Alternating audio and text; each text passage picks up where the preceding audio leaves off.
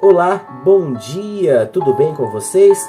Eu sinceramente espero que esteja tudo bem com vocês.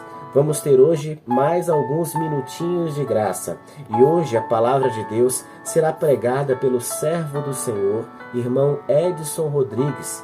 E saiba, Deus com certeza vai falar ao seu coração.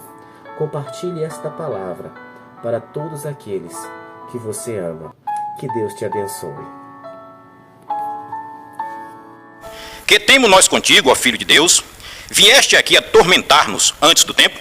Ora, andava pastando não longe deles uma grande manada de porcos. Então os demônios lhe rogaram: se nos expeles, manda-nos para a manada de porcos. Pois ide, ordenou-lhes Jesus. E eles, saindo, passaram para os porcos. E eis que toda a manada se precipitou despenhadeiro abaixo, para dentro do mar, e nas águas pereceram.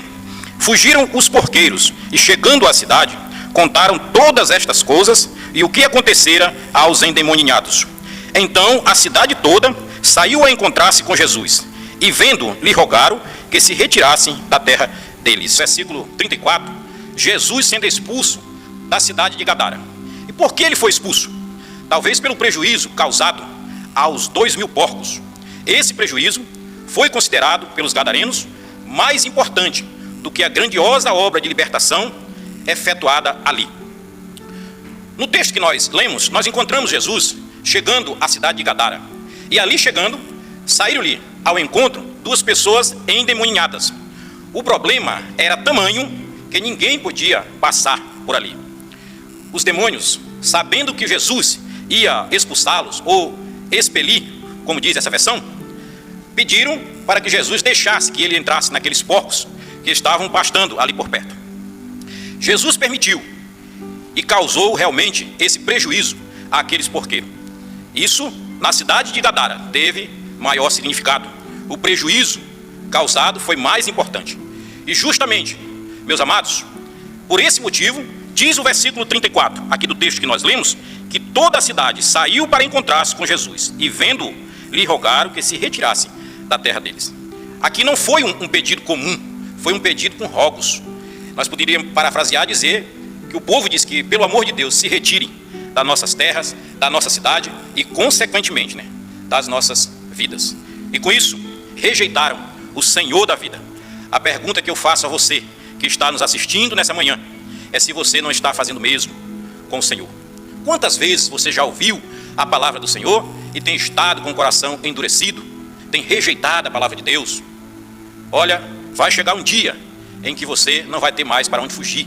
Você precisa fazer uma decisão se você almeja um dia ir morar no céu. Uma coisa é certa, meu amado telespectador: ninguém pode ver o reino de Deus se não se arrepender, se não reconhecer que é um pecador, e não somente um pecador, mas um pecador perdido e que precisa de salvação. Então Jesus foi rejeitado em Gadara, foi rejeitado em Nazaré, foi rejeitado também pelos principais sacerdotes, mas também pela nação judaica. João capítulo 1 e versículo 11. A palavra de Deus diz: veio para o que era seu. Então isso quer dizer, sua terra, sua nação, sua casa, seu povo. Mas a continuação desse versículo diz que os seus não o receberam. Infelizmente, a sua nação rejeitaram a Jesus. E na continuação desse versículo, no versículo seguinte, Jesus então abre o leque e a salvação chegou até nós também. Diz o versículo seguinte: mas a todos quanto o receberam, deu-lhes o poder de serem feitos filhos de Deus. E é claro que nós estamos falando de todo aquele que querem receber a salvação. Olha, eu digo a você, meu amado telespectador, muita gente pensa que é filho de Deus, mas não é. Se ouve muitas pessoas falar, diz, afinal eu sou filho de Deus. Mas existe uma grande diferença entre filho de Deus e criatura de Deus. Eu diria que essa diferença é que faz a diferença, é que te separa entre o céu e o inferno. Porque para ser realmente filho de Deus, é necessário arrependimento e é necessário aceitar Cristo como Salvador. É o que diz o versículo. Todos quanto o receberam, deu-lhes o poder de serem feitos filhos de Deus. Agora veja que mesmo Jesus sendo rejeitado pela nação de Israel, ele é oferecido para todos. Um mundo que não o aceitou, um mundo que o rejeitou, um mundo que desconheceu e desconhece, até hoje, a Jesus como Salvador. A população mundial hoje tem cerca de 7 bilhões de pessoas. Dessa grande multidão, quantos já entregaram suas vidas na mão de Jesus Cristo? Eu diria uma minoria absoluta. Poderíamos até dizer uma gota d'água no oceano. Não é à toa, meus amados, que a palavra de Deus diz que muitos são chamados, mas poucos escolhidos. Um certo discípulo perguntou a Jesus algo interessante. Ele disse: Senhor, são poucos os que são salvos? Olha a resposta de Jesus em Lucas, capítulo 13 e versículo 24. Diz: esforçai-vos por entrar pela porta estreita, pois vos digo que muito procurarão entrar e não encontrarão.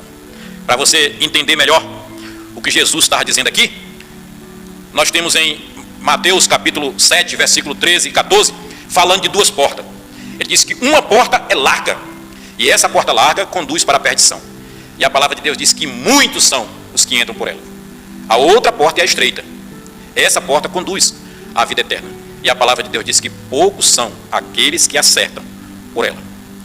Olha, meu amado telespectador, vai chegar um dia em que as pessoas que ouvem a palavra de Deus e não levam a sério, vão sentir muita, mas muita falta da palavra. É o que diz a palavra de Deus no livro de Amós, capítulo 8, versículos 11 e 12.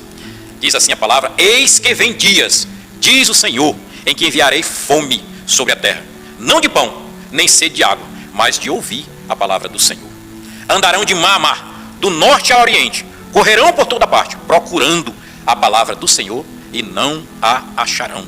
Então veja que esse privilégio que você está tendo nesta manhã, de desfrutar no conforto do seu lar a palavra de Deus, um dia vai se acabar. Um dia a igreja de Deus será arrebatada. E quem é a igreja de Deus? É todo aquele que reconheceu que é um pecador e que aceitou Cristo como Salvador. Esse vai ser arrebatado ao encontro do Senhor. E aí, junto com esse arrebatamento, vai também a palavra de Deus. Então diz que aqueles que vão ficar aqui vão desejar ouvir a palavra de Deus, mas não vão encontrar. Eu quero finalizar lendo para você João capítulo 3, versículos 18 e 19. Quem nele crê não é condenado. O que não crê já está condenado, porquanto não crê no nome do unigênito Filho de Deus. E a condenação é essa, que a luz veio ao mundo e os homens amaram mais as trevas do que a luz, porque as suas obras eram más.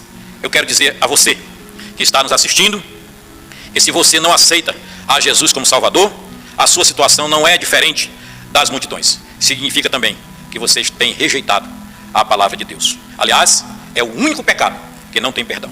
Aceita ou rejeita? É a pergunta que eu deixo com você.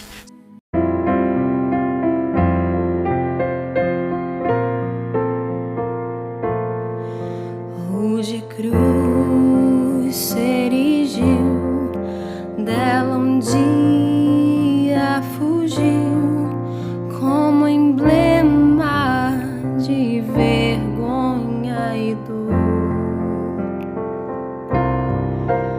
Mas contemplo essa cruz, porque nela Jesus deu a vida por mim, pecador. Sim, eu amo a mensagem da cruz, demorou